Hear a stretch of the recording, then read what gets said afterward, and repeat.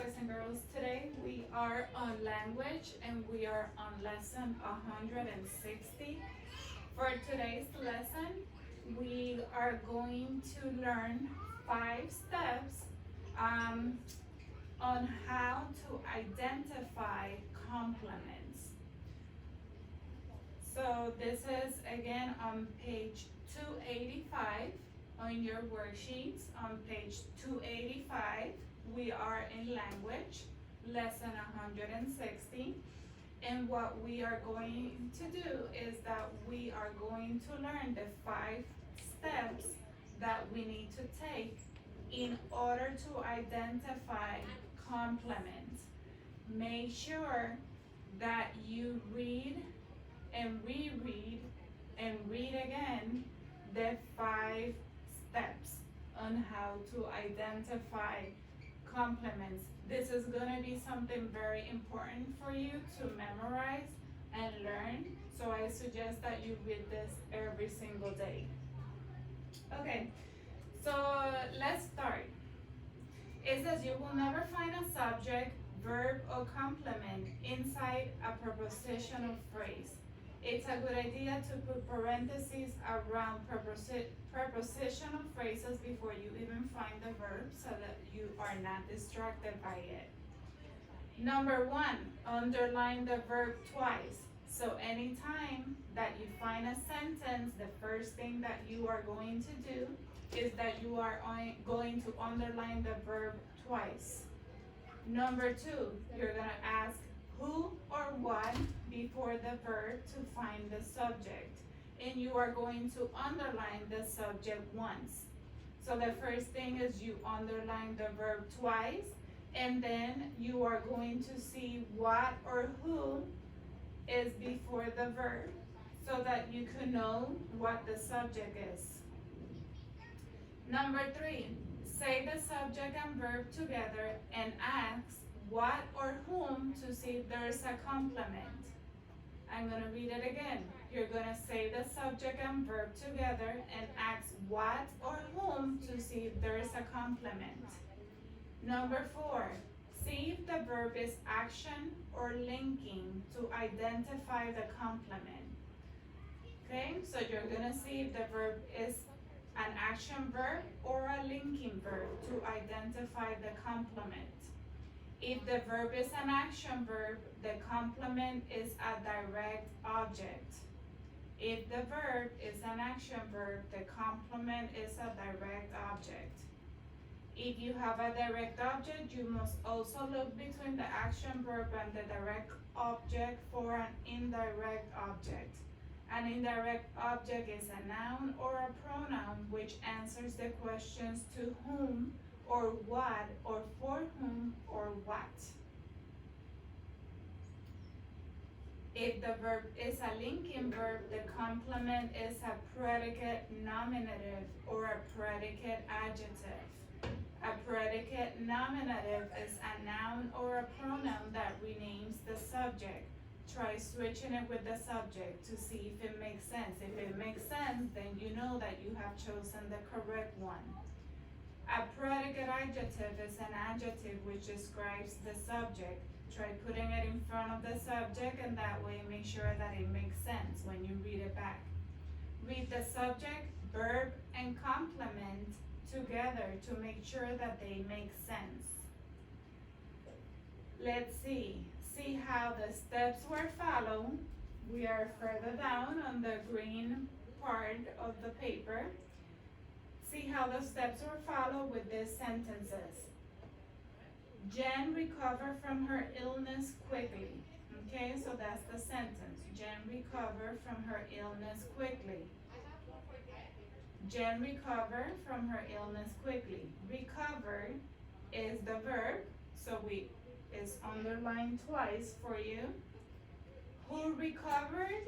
We need to ask ourselves because number 2, ask who or what. So who? Jen. So we underline Jen once, and that is the subject. Jen recovered what? We're trying to see if there's a complement. So remember, our number 3 says that say the subject and verb together and ask what or whom. So Jen recovered what? Jen recovered whom? Okay? So there's no answer. So quickly tells us how, but that's not a complement. Okay? So the sentence does not have a complement. Let's look at the other example. Matt told me the score. Told is gonna be the verb, so we are going to underline it twice. Number 2, ask who or what before the verb. Who told? Matt told. So Matt is going to be the subject, so that's going to be underlined once. Number 3, Matt told what? Matt told the score. So the score is answering what? Therefore, the score is a complement. Number 4, we're going to try to figure out what type of complement it is. Told is not a state of being verb or sometimes linking verb. Therefore, it is an action verb.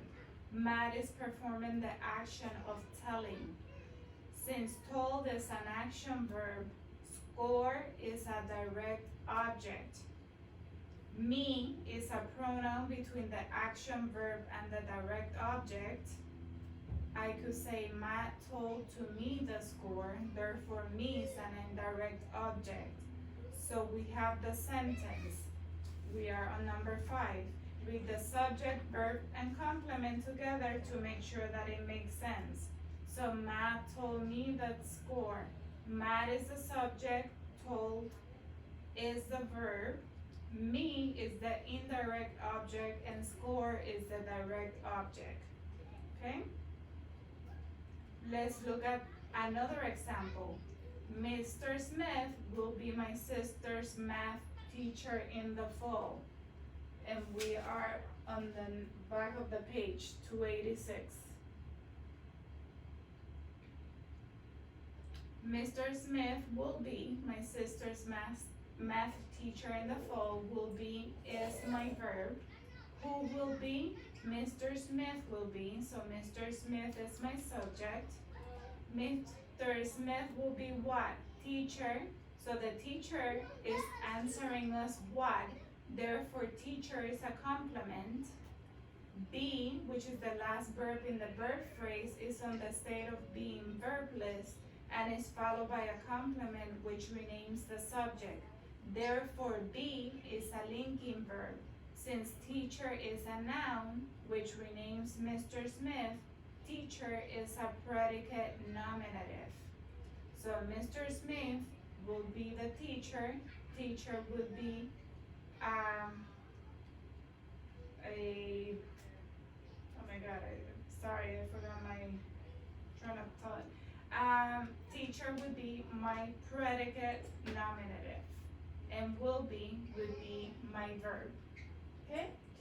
So you always have to look back at the 5 steps on how to find complements. So read that over again. If we look here at think, the first sentence is my grandparents sent me money in my birthday card. So we know that sent is a verb, so we underline it twice. Who sent me the money is gonna be grandparents, so grandparents will be underlined once, and that is the subject. They sent who money? Me, so me is going to be my indirect object. And money, what do they send me? Money would be my direct object. Okay? Number 2, Melissa Johnson lives across the street from me. Lives is my verb. Who lives across the street from me? Melissa Johnson, so that's the subject. Okay? Number 3, that dog in their yard is a friendly collie. So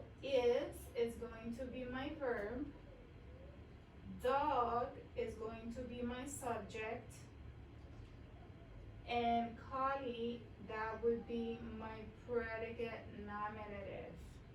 Okay? You are to do 4 and 5. You need to find the correct subject, verb, and the complement, if it has any complements. In order to do 4 and 5, you need to make sure that you read the steps 1 through 5, so you could figure out what you're looking for. So read the steps 1 through 5, and then complete sentence 4 and sentence 5. This is gonna be all for today. I will see you back tomorrow.